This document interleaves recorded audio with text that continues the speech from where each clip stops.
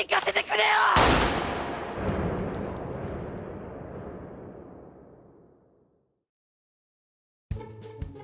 I saw 2 films in theatres this year, before the pandemic and Christopher Nolan destroyed the theatre industry forever. One of those films was an extraordinary display of what the medium can achieve, a masterclass of audio performance paired with outstanding visual flair and compelling storytelling. I am, of course, talking about Cats 2019. The other was Weathering with You, the latest film from filmmaker Makoto Shinkai.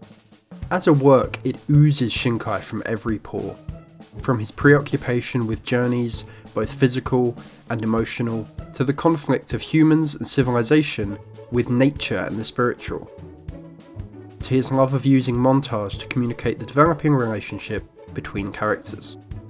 The immediate comparison is with his previous work, Your Name. Although it's perhaps a tad unfair one for me personally. I watched Kimi no Na wa 5 times in theatres and have watched it a further 6 times since then, and although Weathering with You surpasses its predecessor on practically every technical level, it does not hold as strong an emotional place in my heart. It is, however, an excellent film that I will undoubtedly return to again and again. However, when reading reviews, impressions, and discussions of this film, there are 2 questions that pop up again and again that I think are worth examining. Number 1. Why the hell is there a gun? Number 2.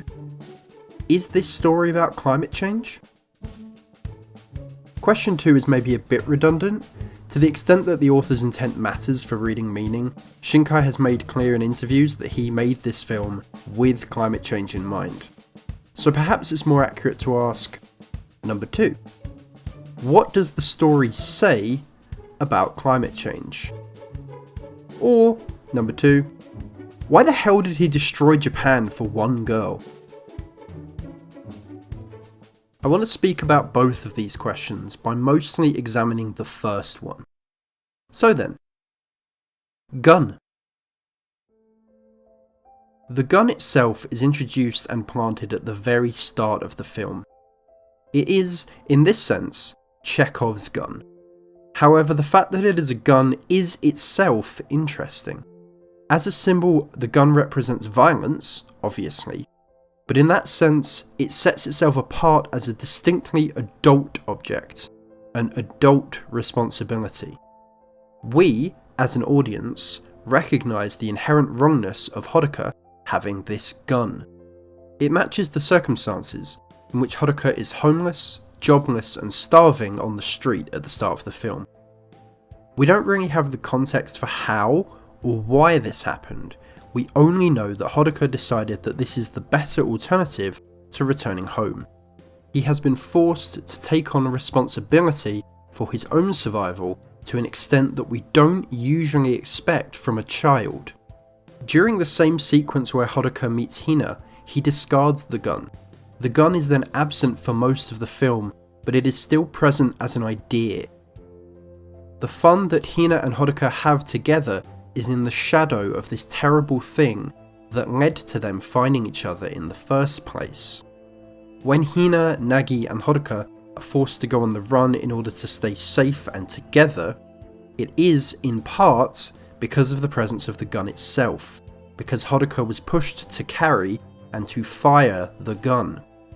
The kids have technically committed crimes, but they are crimes committed to keep themselves safe, necessitated by their circumstances and the failure of adults to care for these children and keep them from being forced to make these choices, to keep them happy. Then, as events escalate and Hodoka becomes desperate to save Hina from both the authorities and the supernatural events that have overtaken them, he is driven to use the gun that he previously discarded. The scene where he uses the threat of the gun to force the police to let him rescue Hina is one of the single most tense moments in the film. Here we have a young boy driven by the actions of others to take on a level of responsibility for another child, one which threatens to drive him to the edge of committing one of the worst possible acts imaginable. No matter how this scene ends, it is a great tragedy that things have even reached this point. that a child has been forced to take on responsibility for something so dreadful and dangerous due to the failure of adults to understand the problems they have created. I described all that because I think the answer to question 1, to why is there a gun, is to answer question 2.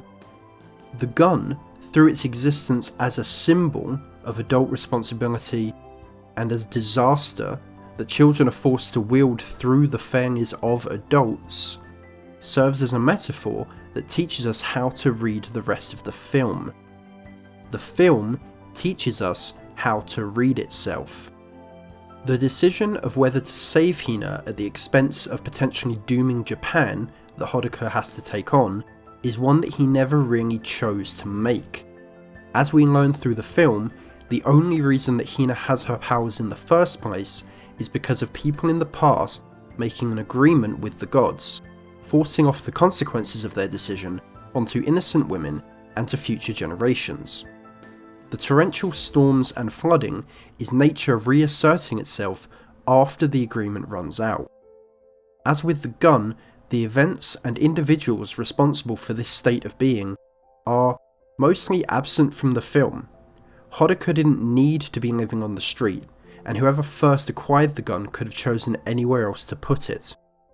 Hina did not make an agreement with the gods, and the people who first did so could have chosen some other way to survive the weather. Hina and Hodoka are the inheritors of the problem, but they did not create it. They are being held responsible for things they had no real choice over.